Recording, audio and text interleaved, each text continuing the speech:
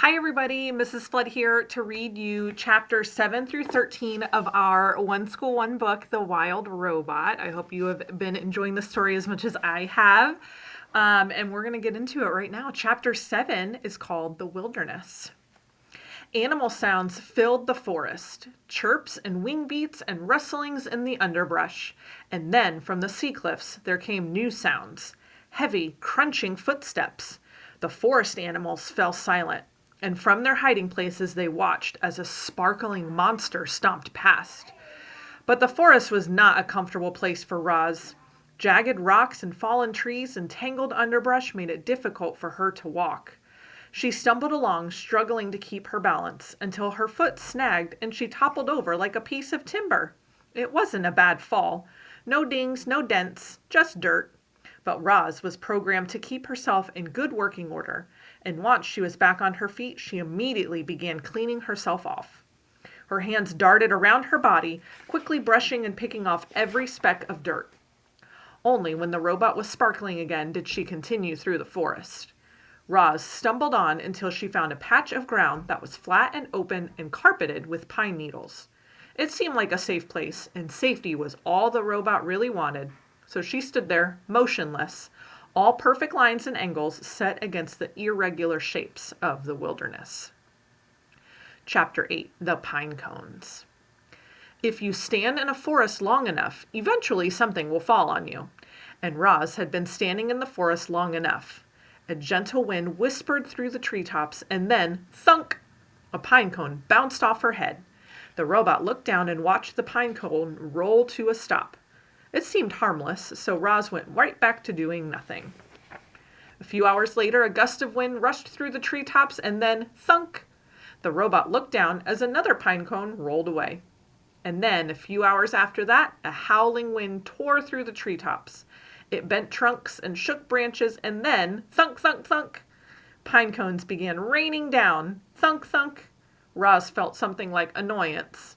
Thunk. She quickly scanned the area for somewhere safe from pine cones, and she spotted the perfect place when she looked up at the huge rocky shape that towered above the forest. Chapter 9, The Mountain. Roz was now stomping her way up the mountain. Dense forests and rocky outcrops forced the robot to zig and zag and backtrack, but after an hour of steady hiking, she arrived at the craggy mountain peak. Grasses and flowers and shrubs sprouted from every pocket of soil, but there were no trees at the top. Roz was safe from those annoying pine cones. She dusted herself off and then carefully climbed up a leaning slab of stone to the very highest point of the entire mountain. The robot slowly turned her head completely around. She saw the ocean stretching to the horizon in every direction, and in that moment, Roz learned what you and I have known since the beginning of the story. In that moment, Roz finally realized that she was on an island. Roz looked down and surveyed the island. Starting from the sandy southern point, the island grew wider and greener and hillier until it finally jutted up into the rocky cone of the mountain. In some places, the mountain fell away, leaving sheer cliffs. A waterfall rushed off one cliff and fed a river that wound its way through a great meadow in the center of the island. The river flowed past wildflowers and ponds and boulders and then disappeared into the forest. Blurry shapes suddenly cut through the robot's vision. She refocused her eyes and saw vultures circling above the foothills. Then she noticed lizards warming themselves on a distant rock. A badger peeked out from a berry bush. A moose waded through a stream.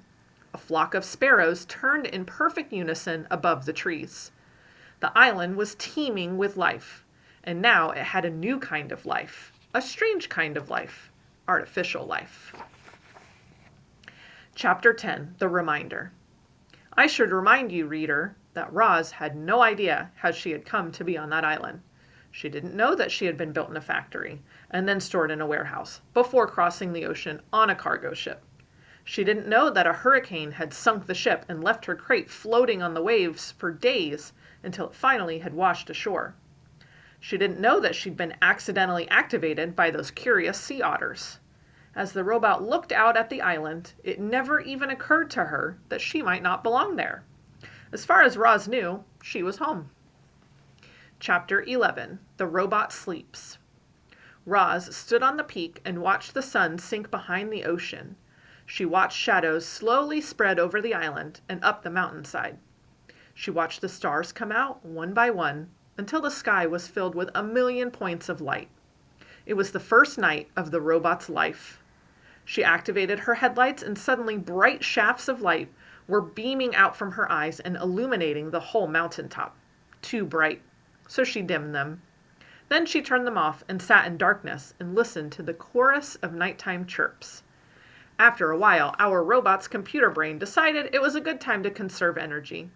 So she sat and anchored her hands to the rocks, her non-essential programs switched off, and then, in her own way, the robot slept. Chapter 12. The Storm. Roz felt safe up on the mountaintop, so she spent the next few days and nights perched on the peak. But everything changed one afternoon when a low-flying cloud crept up the mountain and Roz found herself surrounded by white. When the world faded back into view, she noticed more clouds floating south past the island. Then she heard a deep rumble behind her.